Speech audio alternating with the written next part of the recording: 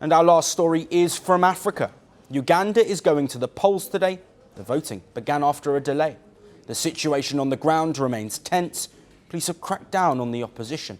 There is a heavy security deployment in the capital, Kampala, and the internet has been cut to millions of people.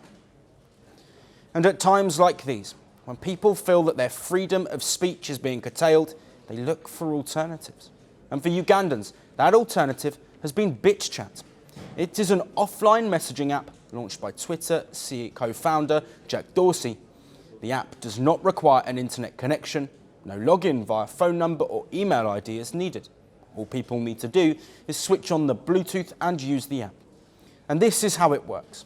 A message from one user uses another person's phone as a stepping stone to hop the text along until it reaches the destination. Bitchat is not as famous as X, WhatsApp or Apple's iMessage, but for millions of Ugandans cut off from the internet, it has become a key lifeline. Even Iranians have turned to Bitchat amid deadly nationwide protests. Bitchat has surged to the top of Apple and Google app stores in Uganda. In January alone, the app has registered more than 28,000 downloads. This is 4 times more than the past 2 months combined. Last month, opposition leader Bobi endorsed the app. The singer-turned-politician is the only significant opposition leader contesting the polls. Others have been jailed or sidelined as President Museveni seeks a 7th term. In a post on X, Wine asked Ugandans if they had downloaded Bitchat yet. Wine also warned about the government's plan to shut down the internet in the run-up to the polls. And that is exactly what happened. But earlier, the government denied having any plans of cutting internet access. Then, just days before the polls, an internet blackout was imposed. And what was the government's justification? Authorities said that the shutdown was necessary to prevent the spread of misinformation and incitement to violence.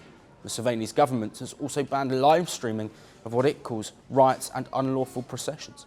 A local newspaper even ran a full-page spread advising citizens of how they can election-proof their homes by reinforcing doors and windows and designating a safe room in case of unrest. The country has been on edge in the run-up to the polls. There's been a history of controversy in Ugandan elections. Polls have been marred by violence and police brutality. Thousands of Wine supporters have been arrested. Police fired live bullets and tear gas at his campaign events. This is quite similar to what happened in 2021 when Wine first contested against Museveni. But Wine has refused to back down. He has called the election a war and Museveni a military dictator. We have said it many times that if General Museveni rigs the election, we shall call for protests. I know that General Museveni's government responds to everything with violence. They respond to protests with violence. That's what they did in 2020, 18th and 19th of November. But I also know that even violent regimes get thrown out by protests. Wine is popular among young people and confident of winning the polls. However, chances of him winning the elections remain slim. Museveni's grip over the country is firm. He has scrapped the term and age limits and is most likely to extend his 4-decade rule. This remains a developing story and we will keep bringing you all of the latest updates. The world doesn't fit in boxes, so why should your news? From battlefields to negotiation tables, from internet outrage to real-world injustice.